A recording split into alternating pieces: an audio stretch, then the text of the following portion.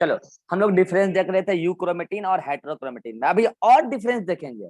लेकिन उससे पहले तुमको थोड़ा सा क्रोमोसोम के बारे में आइडिया देते हैं बच्चों। कल हम क्रोमोसोम के बारे में बहुत डिटेल में पढ़ेंगे, बहुत डिटेल में। लेकिन आज थोड़ा सा एक आइडिया देते हैं ताकि आपको मतलब थोड़ा क्लियर हो जाए। ये बात लिखना मत नोट्स में, क्योंकि कल क्रोमोसोम को डिटेल में पढ़ेंगे, लिखोगे। देखो, क्रोमोसोम क्या होता है ना, प्रोटीन और डीएनए का बना होता है। क्रोमोसोम में प्रोटीन और डीएनए होता है। तो ये देखो डीएनए है, लेकिन डीएनए की पैकेजिंग दो तरीके से, कहीं पे ज्यादा पैक, कहीं पे कम पैक।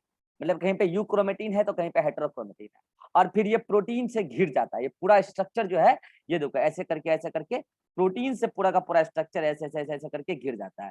ठीक है, ऐसे प्रोटीन से पूरा करके क्या होता है, घिर जाता है। ऐसे ऐसे प्रोटीन चारों ओर आके उसको घेर लेते हैं। ठीक है, प्रोटीन ऐसे करके आके ऐसे ऐसे करके घेर लेता है।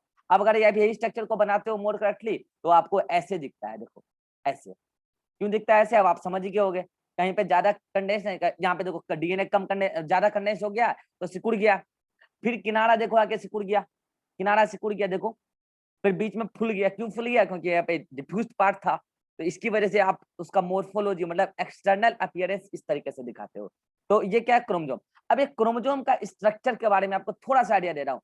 इसका तो किनारा कहते हैं ना, किनारा, किनारा इसको बोलते हैं टीलोमेयर। इसको क्या बोलते हैं, टीलोमेयर। दोनों किनारा, किनारा को बोलते हैं टीलोमेयर, टीलोमेयर। और जो सेंटर होता है ना, ये सेंटर, सेंटर इसको बोलते हैं सेंट्रोमियर, इसको बोलते हैं सेंट्रोमियर। तो बताओ बच्चों, आपको टीलोमेयर और सेंट्रोमियर पे क्या दिख रहा है, हेटेरोक्रोमेटिन या यूक्रोमेटिन? यूक्रोमेटिन वाले हाथ खड़ा कीजिए। सेंट्रोमियर और टीलोमेयर पे आपको क्या दिख रहा है, यूक्रोमेटिन या हेटेरोक्रोमेटिन?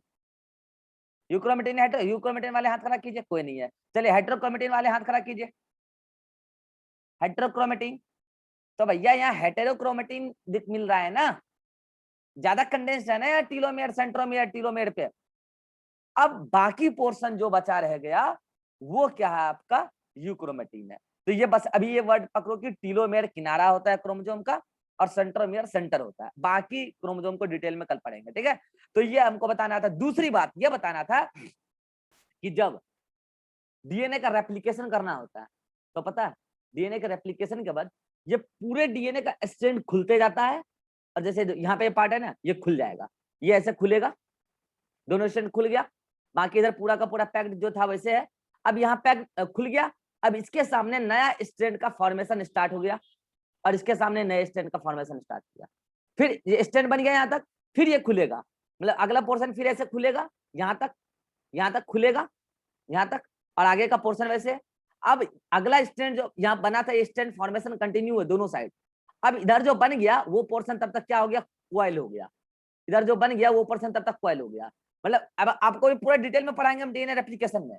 तो कहने का मेरा मतलब ये है कि जब डीएनए का रेप्लिकेशन होता है तो स्ट्रैंड खुलते जाते हैं और रेप्लिकेशन होता चला जाता है। रेप्लिकेशन का मतलब क्या आपको बताता है मैंने, फोटोकॉपी बनाना। तो डीएनए के दोनों स्ट्रैंड खुलने जरूरी है रेप्लिकेशन के दौरान, ठीक है। एक पॉइंट तो ये।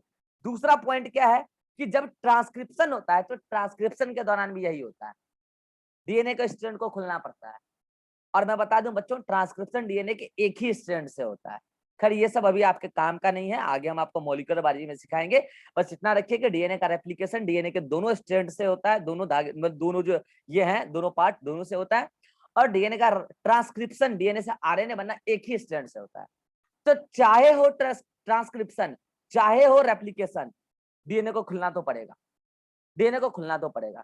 अब बताओ यार, जो ज्यादा कंडेंस्ड है उसको रेप्लिकेशन करने में आसानी है, ट्रांसक्रिप्शन करने में आसानी है, या जो कम कंडेंस्ड है यानी कि डिफ्यूज्ड है उसको आसानी है? वो लोग हाथ खड़ा करें जिनको ऐसा लग रहा है कि जो मोर कंडेंस्ड है उसको रेप्लिकेशन और ट्रांसक्रिप्शन करने में आसानी है। ऐसे लोग हाथ खड़ा करें, ऐसे लोग हाथ खड़ा करें जिनको ऐसा लग रहा है कि सर जो ज्यादा कंडेंस्ड है उसको जो है ट्रांसक्रिप्शन और रेप्लिकेशन करना इजी है। चलिए कोई नहीं है। अब वो लोग हाथ खड़ा कीजिए जिनको ऐसा लग रहा है सर जो कम डिफ्यूज मतलब कि जो कम कंडेंस्ड है मतलब डिफ्यूज्ड है, उनको आसानी लग रहा है कि वो रेप्लिकेशन और ट्रांसक्रिप्शन कर लेंगे। तो आप रीजन आप समझ ही गए होंगे, अरे यार जो कम कंडेंस्ड है उसको खुलना आसान है, और जो ज्यादा कंडेंस्ड है उनको खुलना थोड़ा डिफिकल्ट है। और पता है कुछ तो ऐसे होते हैं ना जो खुलते नहीं है, एक बार गुथ गए ना फिर खुलेंगे नहीं। मैं बता दूं बच्चों, ये टीलोमेयर वाला और सेंट्रोमेयर वाला वो सेगमेंट है डीएनए का, खुलते नहीं है। खुलते नहीं है। एक बार बन गए ना, जैसे ये बन रहे ना डीएनए के सेगमेंट, नए बन रहे हैं ना नए, तो यहाँ पे जो गूंथेंगे ना हेटेरोक्रोमेटिन, ऐसा होगा कि फिर कभी खुलेगा नहीं। तो आप बोलोगे सर तब तो जब जब डीएनए का रेप्लिकेशन होगा तो टीलोमेयर और सेंट्रोमेयर वाले डीएनए के सेगमेंट का रेप्लिकेशन नहीं होगा, ऐसा है क्या? बिल्कुल सही बात है, बिल्कुल सही बात है। इसी को कहते हैं एजिंग ऑफ सेल। जब जब डीएनए मतलब सेल डिवाइड करेगा तो डीएनए रेप्लिकेशन होता है, तो डीएनए की लेंथ छोटी होती चली जाती है। आपको सेल डिवीजन में भी बात बताएंगे, जेनेटिक्स में भी पढ़ाएंगे ये बात, क्योंकि टीलोमेयर और सेंट्रोमेयर के डीएनए खुलते नहीं है। वो हेटेरोक्रोमेटिन पूरी की पूरी एकदम ऐसा गुथ गए कि खुलते नहीं है, फिर वो इतना टाइटली पैक्ड हो जाते हैं, वो उसको बोलते हैं परमानेंटली हेटेरोक्रोमेटिन, खुलते नहीं है। ना उसका ट्रांसक्रिप्शन होगा ना उसका रेप्लिकेशन होगा। अब खुलेंगे नहीं तो फिर तो भाई चक्कर है ना, फिर तो वो होगा नहीं उसका रेप्लिकेशन, ट्रांसक्रिप्शन भी नहीं होगा, तो साइज तो घटेगा, हमारी डीएनए का लेंथ घटेगा। अब रही बात कि सर कुछ ऐसे सेगमेंट कौन है ऐसे जो गुथे तो है लेकिन जरूरत पड़ने पर खुल जाएंगे, तो उसका एग्जांपल मैं भी आपको दूंगा, उसका एग्जांपल दूंगा। पूरे के पूरे क्रोमोसोम ऐसे होते हैं जो परमानेंटली गुथ जाते हैं, पूरे के पूरे क्रोमोसोम के जो डीएनए पूरे जो टेम्पररी गुथ जाते हैं। मैं बता दूं बच्चों, आप जानते होंगे बचपन में पढ़े होंगे कि अगर मेल है तो एक्स वाई क्रोमोसोम होगा और अगर फीमेल है तो एक्स एक्स क्रोमोसोम होगा। मैं बता दूं बच्चों, बॉडी में, ह्यूमन बॉडी में एक ही एक्स क्रोमोसोम की जरूरत होती है, तो मेल के पास एक एक्स क्रोमोसोम तो है ही और एक वाई है, लेकिन फीमेल के पास दो एक्स क्रोमोसोम है। तो फीमेल के पास जो एक्स्ट्रा क्रोमोसोम है ना, उस क्रोमोसोम को करना पड़ता है फंक्शनली इनएक्टिव। तो फंक्शनली इनएक्टिव का मतलब क्या? कि वो रेप्लिकेशन ना दिखाए, वो ट्रांसक्रिप्शन ना दिखाए, ट्रांसलेशन नहीं करे, प्रोटीन नहीं बनाए। फंक्शनली इनएक्टिव का मतलब तो यही है। तो आप एक काम करो ना, उस पूरी क्रोमोसोम को एकदम गुथ दो पूरा का पूरा, ऐसे गुथ दो, मतलब कि ऐसा मतलब बनाओ, हेटेरोक्रोमेटिन बना दो उसको, तो वो ना रेप्लिकेशन करेगी ना ही ट्रांसक्रिप्शन करेगी। इसको कहते हैं बार बॉडी, इसको कहते हैं बार बॉडी। बार बॉडी क्यों होते हैं बार बॉडी? वो बार साइंटिस्ट ने डिस्कवर किया था। अब इससे क्या हो जाएगा? तो एक क्रोमोसोम का फंक्शन आपने क्या किया? इनहिबिट कर दिया। लेकिन ये खुल जाएंगे कब पता है? जब इस फीमेल को गेमीट बनाना होता है ना, गेमिटोजेनेसिस करना होता है, आपको पढ़ाएंगे रिप्रोडक्शन में, गेमिटोजेनेसिस करना होता है ना, तो एक एक एक्स क्रोमोसोम एक एक सेल में भेजना पड़ता है। उस दौरान इस सेल को खुल के रेप्लिकेशन करना पड़ेगा, इस क्रोमोसोम को, एक्स क्रोमोसोम को जो इनएक्टिव है। इनएक्टिव क्यों कहते हैं? क्योंकि एक सेल के अंदर एक ही एक्स क्रोमोसोम होना चाहिए काम करने के लिए, तो इसलिए उसको इनएक्टिव होना पड़ेगा। और फिर वो खुलेगा क्यों? क्योंकि जब गेमिट बनाना है तो उसको रेप्लिकेशन करना पड़ेगा, तो रेप्लिकेशन अगर करना पड़ेगा तो उसको खुलना पड़ेगा, और खुलना पड़ेगा तो इसका मतलब कि वो अगर टेम्पररी इनएक्टिव हुआ होगा तभी खुल सकता है। इसका मतलब आप समझ गए। हेटेरोक्रोमेटिन भी दो प्रकार का, एक परमानेंटली कंडेंस्ड, जो ये टीलोमेयर और सेंट्रोमेयर वाला सेगमेंट है हर क्रोमोसोम में, टीलोमेयर सेंट्रोमेयर वाला हर क्रोमोसोम में, और पूरी की पूरी क्रोमोसोम जो टेम्पररी इनएक्टिव हो जाती है वो कहाँ? एक्स क्रोमोसोम के अंदर, जिसको बोलते हैं बार बॉडी। एक्स्ट्रा एक्स क्रोमोसोम बोलिए, मेल के अंदर नहीं होता, फीमेल में होता है। अब आप ये बातें कुछ भी नोट मत कीजिए, क्योंकि ये सारी बातें आगे ऑलरेडी आ जाएगी। अब मैं आपको क्या कर रहा हूँ, यूक्रोमेटिन और हेटेरोक्रोमेटिन में और डिफरेंस बता रहा हूँ। अब बोलिए कि यूक्रोमेटिन को क्या आप ऐसा कह सकते हैं कि रेप्लिकेट्स, रेप्लिकेट्स मतलब जान रहे हैं डीएनए रेप्लिकेशन, क्या है? ये डीएनए ही तो है। Replicates, replicates early, replicates early, और इसके बारे में आप क्या लिख सकते हैं? रेप्लिकेट्स लेट, रेप्लिकेट्स लेट, देर से। मैं बता दूं बच्चों, सेल डिवीजन के एस फेज, एक फेज होता है एस फेज, सेल डिवीजन के एस फेज में डीएनए का रेप्लिकेशन होता है। तो चूंकि कुछ सेगमेंट जल्दी से डिवाइड कर जाते हैं डीएनए के, मतलब कि रेप्लिकेट हो जाते हैं, और कुछ सेगमेंट लेट से होते हैं, इसीलिए एस फेज को फिर हम लोग दो पार्ट में डिवाइड कर देते हैं, early S phase and let S phase. तो आप समझ गए होंगे, अर्ली एस फेज में किसका रेप्लिकेशन हो जाएगा? यूक्रोमेटिन का। तो आप क्या लिख दोगे? इन अर्ली एस फेज, मतलब एस फेज का स्टार्टिंग वाला timing, in early S phase. और इसमें क्या बोलोगे? इन लेट एस फेज, इन लेट एस फेज।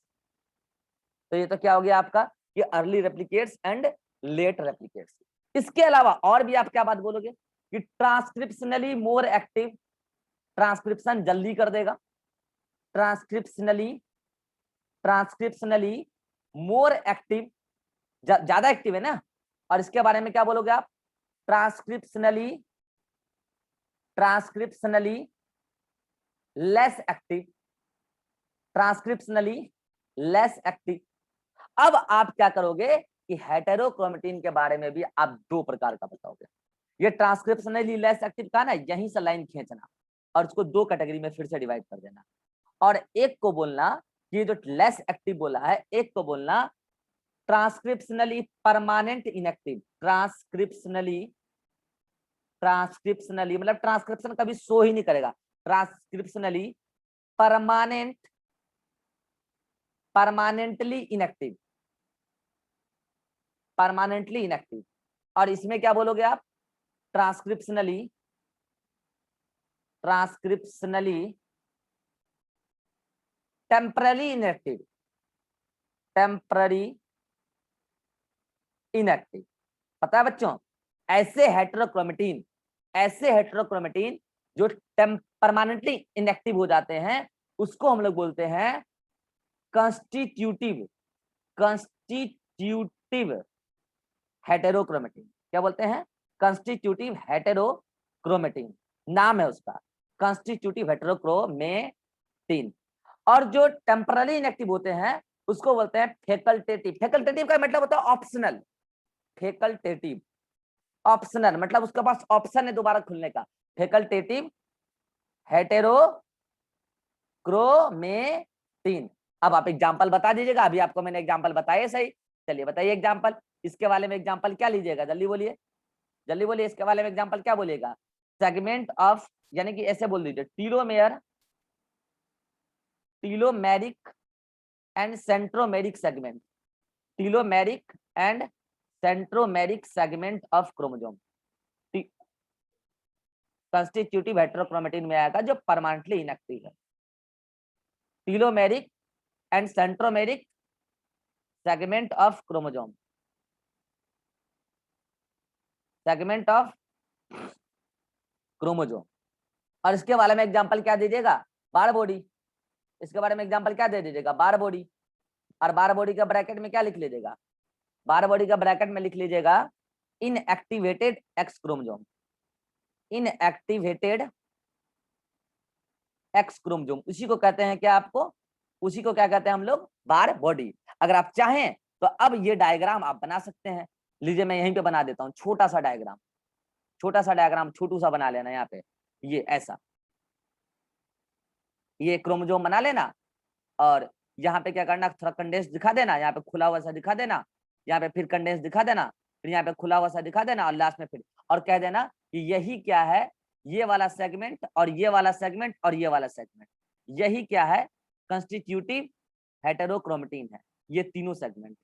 ये डायग्राम इधर दिखा देना, और इधर दिखाना हो तो इधर आप ऐसे दिखा देना, ये आप क्या करना, इधर ये बना देना एक एक्स क्रोमोसोम, और उसमें डीएनए, पूरे डीएनए सेगमेंट को पूरा का पूरा जकड़ के दिखा देना, एकदम एकदम कंडेंस्ड, ऐसे कैसे पूरा। और यही है बार बॉडी, यही क्या है, टेम्परली इनएक्टिव है, क्योंकि जब उसको गैमेट्स बनाना होगा ना, वो खुलते हैं, बाद में खुलते हैं, जरूरत पड़ने पे खुलते हैं, लेकिन तब तक नहीं खुलेंगे जब तक गैमेटोजेनेसिस मतलब गैमेट्स बनाने की बारी ना आ जाए। तो ये भैया यूक्रोमेटिन और हेटेरोक्रोमेटिन में अंतर, स्क्रीनशॉट ले लो, अब ले लो स्क्रीनशॉट।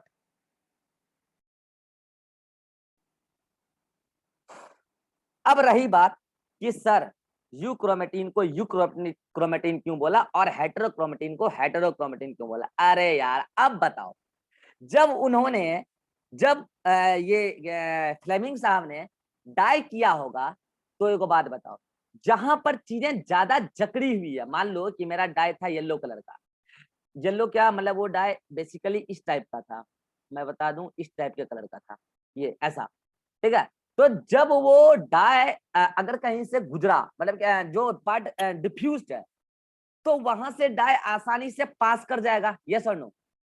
और जो पार्ट कंडेंस्ड है वहां से तो डाई पास करेगा नहीं, तो वहां तो डाई जाके जम जाएगा ना, वहां तो डाई जाके जम जाएगा।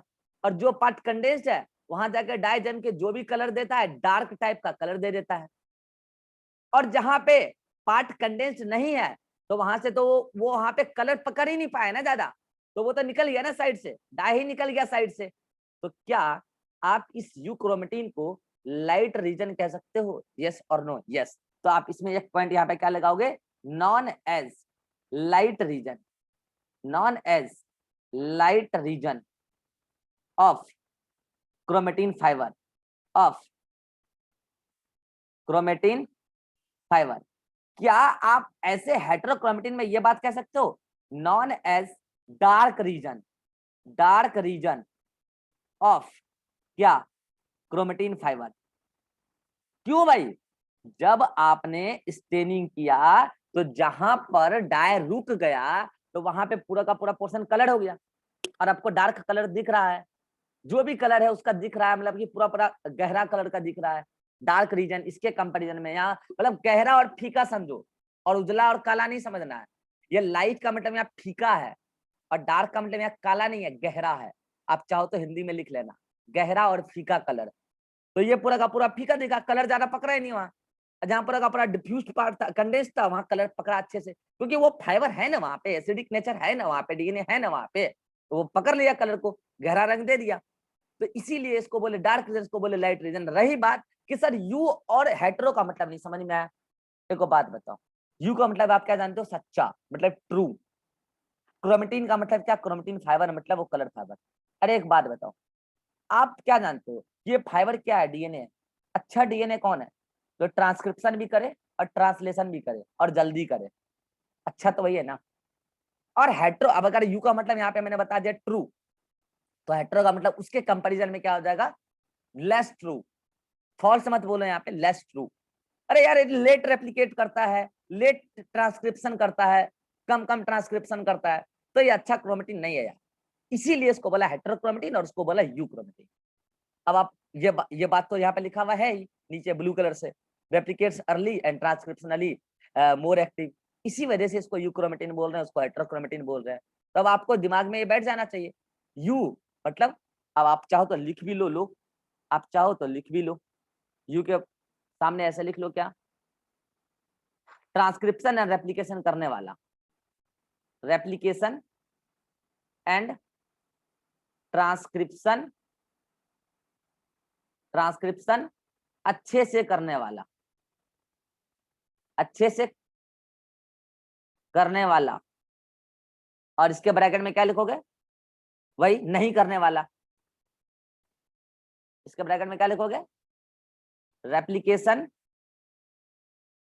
रेप्लिकेशन एंड ट्रांसक्रिप्शन, ट्रांसक्रिप्शन अच्छे से नहीं करने वाला। कुछ तो करते नहीं है, कुछ तो करते नहीं है अच्छे से, नहीं, क्या करूं मैं, क्या करूं, नहीं करने वाला, नहीं करने वाला। इसलिए तो कलर का सिग्निफिकेंस सही तो है, घुसा दो किधर भी बच्चे तो लिख ही लेंगे, ठीक है। कलर का सिग्निफिकेंस सही है, घुसा दो किधर भी बच्चे तो समझ ही जाएंगे लिखा क्या है मैंने। ब्लैक एंड व्हाइट में दिक्कत हो जाता है, ठीक है। तो ये है आपका रेप्लिकेशन, जो अच्छा से करेगा वो यू क्रोमेटिन, जो नहीं करेगा वो हेटेरोक्रोमेटिन। अब कुछ टीचर क्या करते हैं, हेटेरोक्रोमेटिन को बोल देते हैं, या मैंने बोला ना ट्रांसक्रिप्शनली लेस एक्टिव, तो वो लिख देते हैं यहाँ पे ट्रांसक्रिप्शनली इनएक्टिव। मैं कहता हूं ऐसा कहना गलत है, लेस एक्टिव भी कहना गलत है वैसे तो अगर देखें। तो आप सीधा क्या करो, ट्रांसक्रिप्शनली लेस एक्टिव बोलो। इस बातों से आपका ये एक्सप्लेनेशन तो हो जाएगा ना, इसका मतलब कुछ हेटेरोक्रोमेटिन ऐसे भी है जो बाद में खुलेंगे, खुलेंगे बार बॉडी खुलेंगे बाद में। लेकिन आप अगर पूरा का पूरा इनएक्टिव ही बोल दोगे तो फिर बातें फंस जाएगी। तो इसलिए अच्छा, इसलिए मैंने अच्छा से क्या किया, ट्रांसक्रिप्शनली लेस एक्टिव क्या किया, फिर मैंने उसको दो पार्ट में डिवाइड कर दिया। परमानेंटली इनएक्टिव, लेस एक्टिव मतलब इतना एक्टिव कि होंगे नहीं फिर कभी एक्टिव। परमानेंटली इनएक्टिव, कुछ टेम्पररी इनएक्टिव। परमानेंटली एक्टिव में telomeric, centromeric DNA segment of chromosome and, लो यहाँ पे लिख देता हूँ, हो गया टीलोमेरिक एंड सेंट्रोमेरिक सेगमेंट लिखे तो समझ गए टीएनए ही होगा। और यहाँ पे बार बॉडी। अब आप स्क्रीनशॉट ले लो, पीला वाला भी मैंने ऐड कर लिया, अब आप स्क्रीनशॉट ले लो। ये है भैया वो फाइबर, उस फाइबर के बारे में ये है पूरी कहानी। अब इस फाइबर का कल हम क्या करेंगे, रेप्लिकेशन मतलब कंडेंसेशन, पैकेजिंग इस फाइबर का पैक्ड करेंगे, पैक करके क्रोमोसोम बनाना सीखेंगे। और उसके बाद हम जाएंगे न्यूक्लियोलस पे। यहां तक किसी को डाउट हो तो पूछ सकता है, चलो बोलो, मैं एक एक करके पूछ लेता हूँ अगर किसी को डाउट हो तो। अतीक को doubt? No sir. Irhan? No sir. Harsh? No sir. Shivanand? No sir. Abhishek अब बोलो क्या डाउट है? सर उस टाइम जो स्लाइड के बारे में आप बोल रहे थे, हाँ तो सर सेल देखने के लिए तो हम सब नॉर्मली माइक्रोस्कोप से सर वो नहीं देखते ना, पैकिंग करने के बाद देखते हैं ना। अरे यार तुम क्या बोल रहे हो, तुमको पता भी है?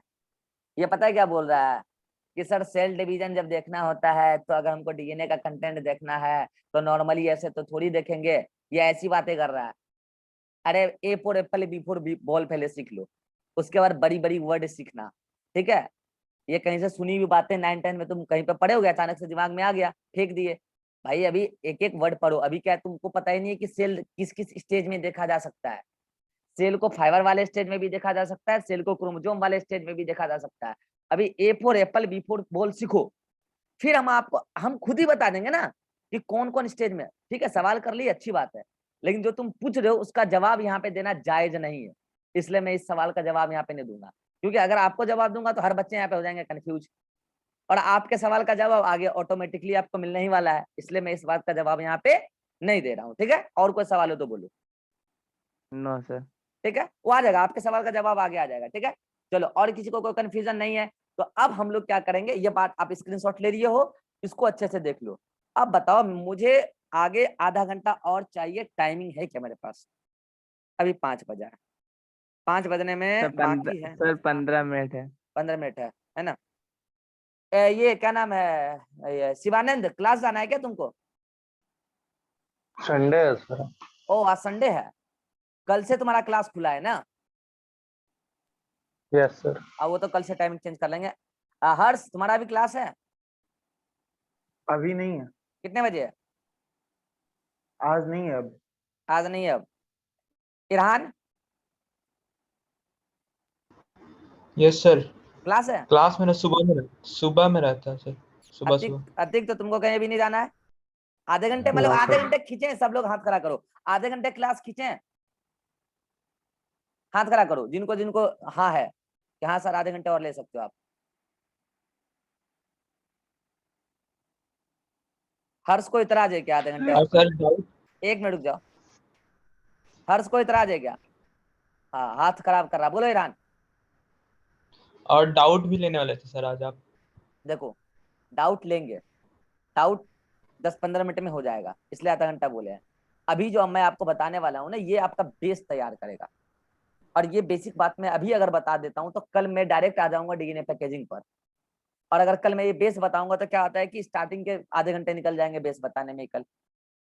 इसलिए मैंने आज भाईवा भी उड़ा दिया कि मुझे मतलब जरा 2 दिन में मैं पीछे हो गया फाउंडेशन वाले को डांटने फटने के चक्कर में, तो मैं थोड़ा उसको मेकअप करना चाह रहा हूँ। ठीक है, तो अभी पहले मुझे वो बेसिक बात बताने दो जो कल मुझे काम आएगा। ठीक है, फिर क्वेश्चन डिस्कशन हो जाएगा यार, कोई बहुत बड़ी बात नहीं है, क्वेश्चन डिस्कशन हो जाएगा। अलग से भी क्लास लगा लेंगे क्वेश्चन डिस्कशन के लिए। ठीक है, जब इतने अच्छे से पढ़ाएं तो क्वेश्चन डिस्कस नहीं करेंगे, ऐसा होगा क्या?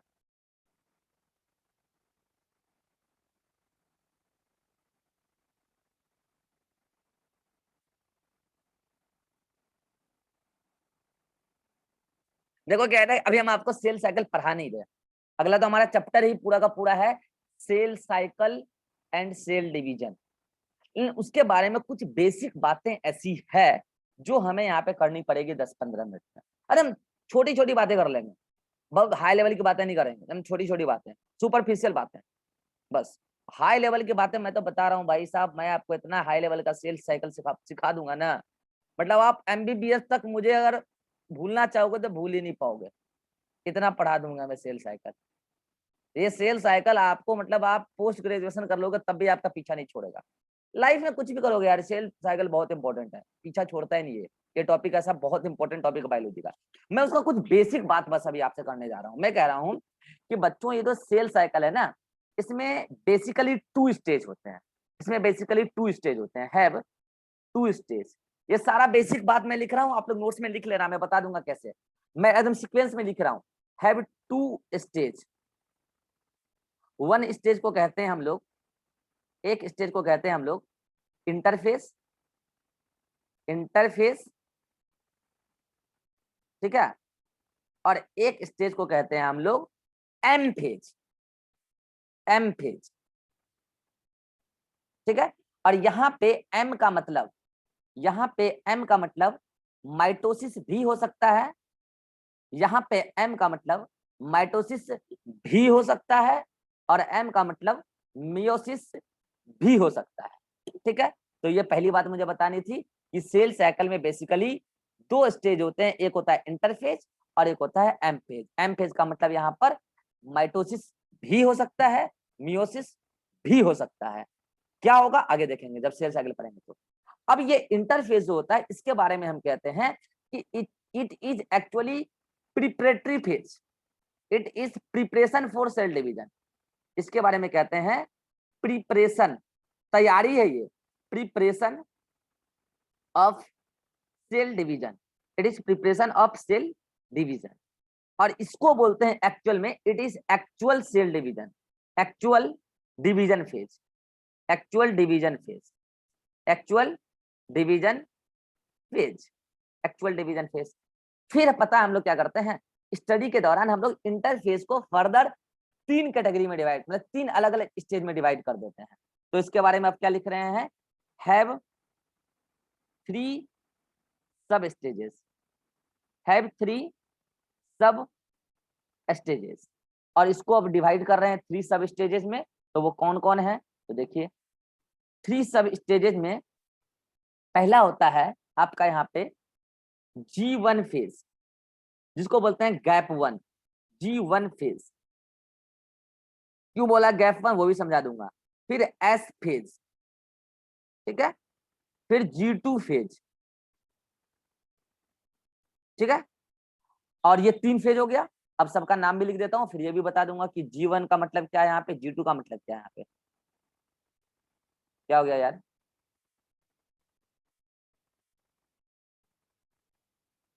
G1 phase, G2 phase, sorry S phase, then G2 phase.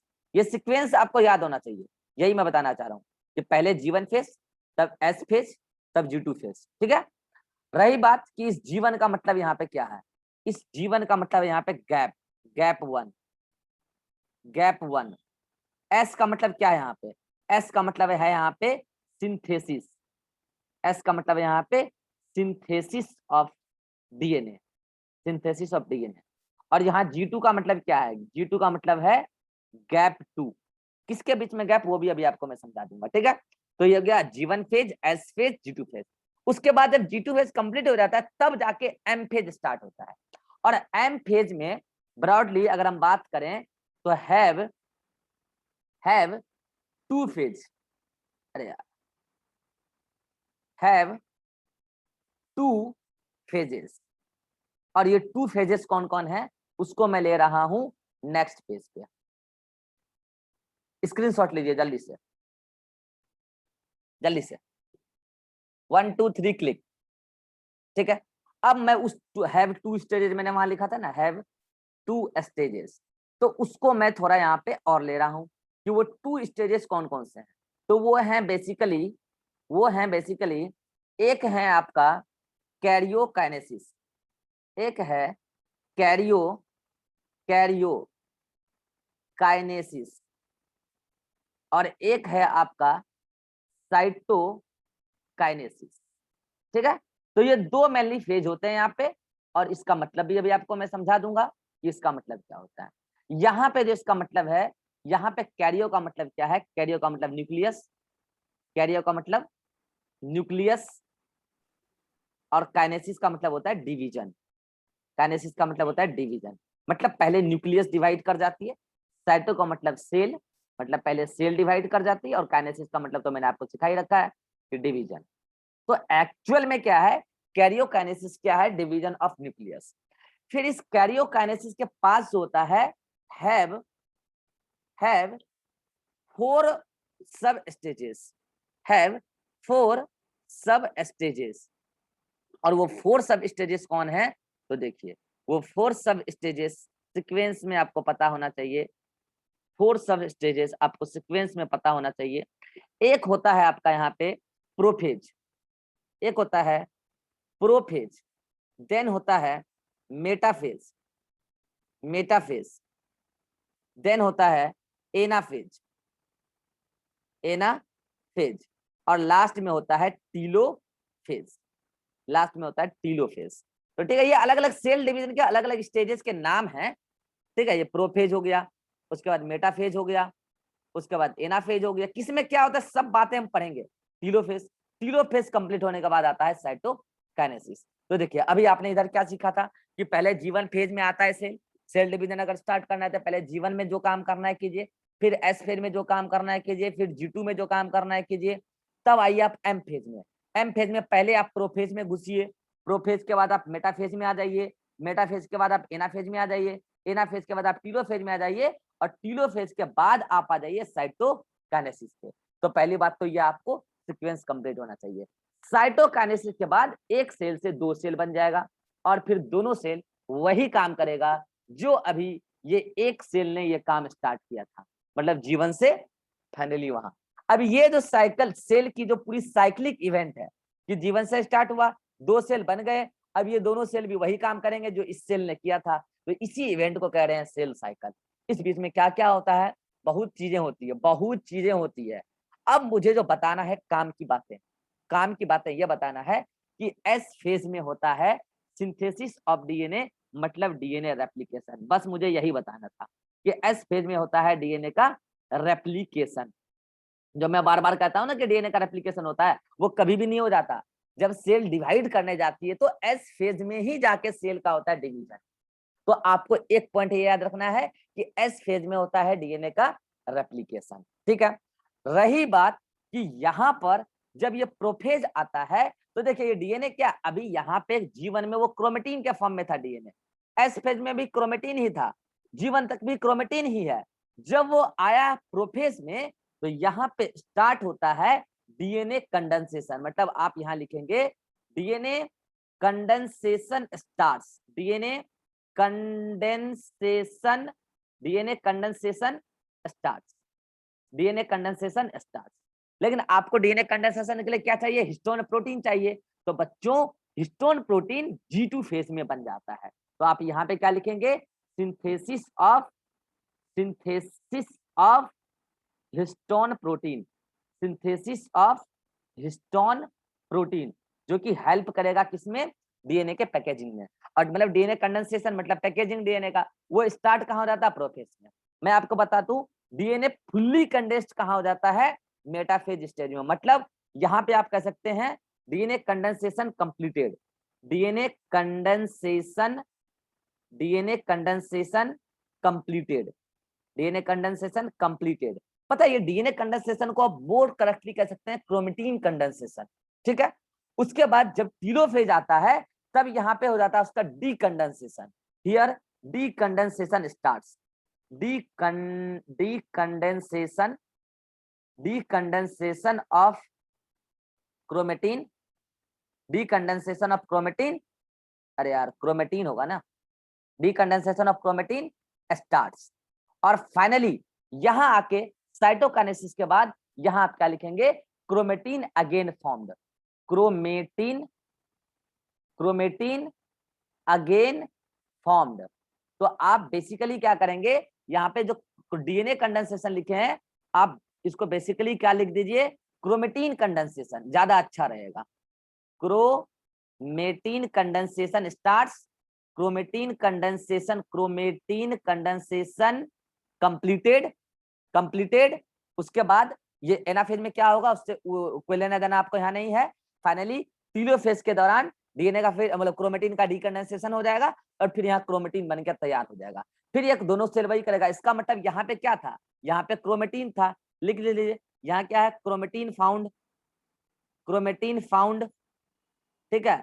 उसी क्रोमेटिन में यहाँ डीएनए रेप्लिकेशन हुआ, डीएनए रेप्लिकेशन इन क्रोमेटिन, इन क्रोमेटिन, इन क्रोमेटिन। फिर यहाँ पे क्रोमेटिन क्रोमेटिन ही रह गया, बाकी एक काम ये हुआ हिस्टोन प्रोटीन बना है। फिर यहाँ पे क्या हुआ, उसका कंडेंसेशन स्टार्ट हुआ है, फिर यहाँ पे फुल्ली कंडेंस्ड हो गया, फिर यहाँ पे डीकंडेंसेशन हुआ। बस मुझे यही बात बताना था, बाकी इसका पूरा डिटेल चर्चा कल करेंगे कि ये सब होता कैसे है। तो मैं एक बार फिर से पूरा रिव्यू कर देता हूँ कि मैंने क्या बताया। पहले आप स्क्रीनशॉट ले लीजिए जल्दी से, इसका लीजिए 1 2 3 क्लिक, 1 2 3 क्लिक ले लिए स्क्रीनशॉट। एक बार जल्दी से रिव्यू करा देता हूं कि मैंने क्या कहा। मैंने इतना कहा बच्चों कि ये जो सेल साइकिल होता है, सेल साइकिल में मेनली 2 इवेंट होता है, एक होता है इंटरफेज, एक होता है एम फेज। एम फेज का मतलब माइटोसिस भी हो सकता है और मियोसिस भी हो सकता है। एक्चुअल में सेल डिवीजन के लिए जो तैयारी होता है वो सारा तैयारी इंटरफेज में कर लेते हैं। जैसे आप नीट के लिए तैयारी करते हो 2 साल, वो तैयारी है 2 साल, और डिवीजन तो मात्र मतलब कि आप तो परफॉर्मेंस तो मात्र 3 घंटे में जाके दिखा दोगे नीट में। तो वही तैयारी जो आपकी 2 साल की है वो इंटरफेज है, ज्यादा समय सेल साइकिल में इंटरफेज में लगता है, और वो एम फेज तो बहुत कम समय का होता है, और एक्चुअल में डिवीजन वहीं पे होता है, वो डिवीजन फेज। ठीक है, इसमें 3 सब स्टेजेज होते हैं। एक होता है G1 मतलब गैप 1, S मतलब synthesis of DNA, and G2 phase. ये सीक्वेंस में होता है, पहले G1 फेज, तब S फेज, तब G2 फेज। ठीक है, उसके बाद G1 फेज के दौरान क्रोमेटिन रहता है धागे के फॉर्म में, और S फेज के दौरान उस क्रोमेटिन के अंदर जो डीएनए है उसका हो जाता है रेप्लिकेशन, मतलब डीएनए का सिंथेसिस, इसीलिए बोला सिंथेसिस को S फेज। ठीक है, देन G2 फेज, यहाँ पे सिंथेसिस ऑफ हिस्टोन प्रोटीन हो रहा है, लेकिन आप इसको एस फेज नहीं बोलेंगे। क्यों नहीं बोलेंगे वो सेल साइकिल में आपको समझा दूंगा जब पढ़ाऊंगा। ठीक है, उसके बाद आता है एम फेज, उसमें पहले होता है कैरियोकाइनेसिस मतलब न्यूक्लियस का डिवीजन, देन साइटोकाइनेसिस मतलब सेल का डिवीजन। इस कैरियोकाइनेसिस में भी 4 सब स्टेजेस होते हैं, पहले prophase, metaphase, anaphase, telophase. Prophase में उस क्रोमेटिन में जिसमें अब 2 डीएनए है, एक ही क्रोमेटिन में 2 डीएनए, डीएनए का रेप्लिकेशन हो गया इस फेज में, उसका कंडेंसेशन यहाँ स्टार्ट हो जाता है। मेटाफेज में फुल्ली कंडेंस्ड हो जाता है, फिर जाके टीलोफेज में जाके उसका डीकंडेंसेशन स्टार्ट हो जाता है, फिर जाके वो धागा ही बन जाता है, फिर वो वही काम करेगा जो उसके पेरेंटल सेल ने किया था। यही सेल साइकिल है। बस मुझे इतना बेसिक बताना था। किसी को कोई डाउट हो इस बेसिक में, नेक्स्ट मीटिंग में अभी बात करेंगे, नेक्स्ट मीटिंग क्रिएट करते हैं, तब तक आप इसको देख लीजिए। इस मीटिंग का बस 30 सेकंड बचा है, नेक्स्ट मीटिंग में मिलते हैं।